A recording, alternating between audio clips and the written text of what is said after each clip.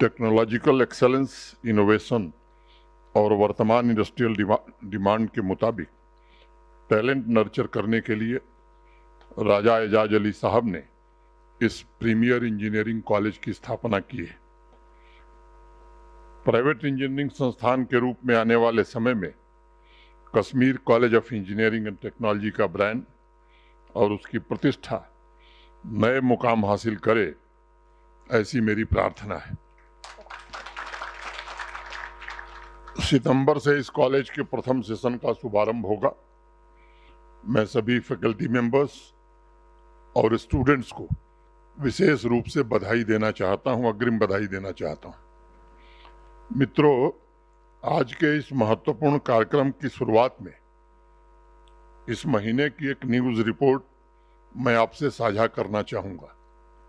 11 जुलाई को ब्लूमबर्ग की एक रिपोर्ट आई थी और उसमें कहा गया था कि देश के टेक्नोलॉजी सेक्टर में अगले 2-3 वर्षों में आर्टिफिशियल इंटेलिजेंस तथा इंडस्ट्री 4.0 स्किल्स की क्षमता वाले 10 लाख से अधिक इंजीनियरों की आवश्यकता होगी।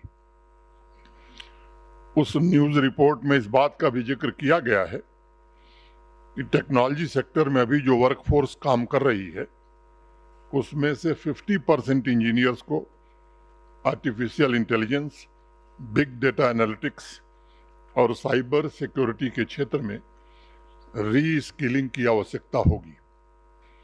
मैं यहाँ उपस्थित सभी फैकल्टी मेंबर्स, स्टूडेंट्स से कहना चाहूँगा कि यह न्यूज़ रिपोर्ट टेक्नोलॉजी सेक्टर में तेजी से हो रहे बदलाव के साथ साथ इस बात का भी प्रतीक है कि इंजीनियरिंग और टेक्नोलॉजी एजुकेशन में भी अब व्यापक परिवर्तन की आवश्यकता है और इंडस्ट्री की ज़रूरत के हिसाब से, डिमांड के हिसाब से एकेडमिक कोर्सेस में परिवर्तन, ट्रेनिंग और इनोवेशन कल्चर को प्रमोट करना होगा।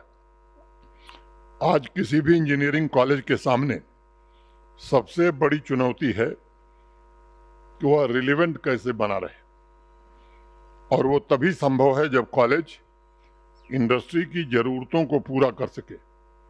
मुझे अत्यंत प्रसन्नता है कि राजा एजाज अली साहब और उनकी टीम ने मिलकर के artificial intelligence, computer science, IT engineering जैसे अनेक विस्तृत कोर्सेस के अलावा व्यापक स्तर पर सर्टिफिकेट कोर्स भी शुरू करने जा रहे हैं, जो इनोवेशन तथा एंटरप्रेन्योरशिप को निश्चित रूप से आने वाले दिनों में बढ़ावा देगा।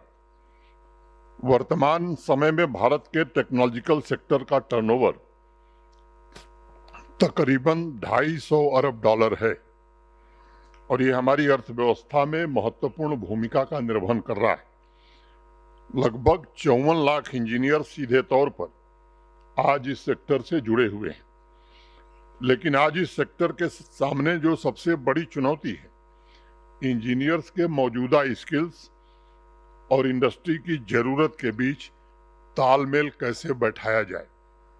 अभी कुछ दिन पहले एक रिपोर्ट में देख रहा था, TCS, Tata consultancy services limited का, ऐसी आईटी कंपनी वर्कफोर्स के स्किल्स और मौजूदा जॉब्स की पोजीशन के लिए आवश्यक स्किल्स के मिसमैच से आज जूझ रही है, संघर्ष कर रही है। इसी वर्ष जून महीने में TCS ने कहा था कि स्किल्स की कमी के कारण वो 80,000 नौकरियों की वैकेंसी को भरने में असमर्थ है और इसलिए अब उन्होंने आर्टिफिशियल इंटेलिजेंस की ट्रेनिंग वाले इंजीनियर्स की संख्या को दोगुना करने का प्रयत्न प्रारंभ किया है। इन आंकड़ों के माध्यम से मैं सिर्फ ये बताना चाहता हूं कि आजकल आए दिन सोशल मीडिया पर जिस तरह की बातें होती हैं कि साहब इंजीनियरिंग ग्रेजुएट्स के लिए तो नौकरी है ही नहीं, उनका कैंपस प्लेसमेंट पहले की तुलना में काफ़ी कम हो रहा है। मुझे लगता है ये बातें बेबुनियाद हैं। आज इंजीनियरिंग और टेक्नोलॉजी की कंपनीज में प्रोफेशनल्स की मांग बढ़ रही है। वर्तमान समय में इंडस्ट्री के लिए आवश्यक स्किल्स वाली वर्कफोर्स की ही वैकेंसी बढ़ रही है और अगर आपके पास स्किल सेट है तो आपको नौकरी या जॉब की कमी नहीं है। लेकिन हाँ, अब हमें इस तथ्य को स्वीकार करना होगा कि सिर्फ डिग्री अब काफी नहीं है। अब डिग्री और उससे जुड़ा हुआ स्किल सेट वर्तमान समय की आवश्यकता के अनुरूप है कि नहीं है, ये ज्यादा महत्वपूर्ण हो गया है।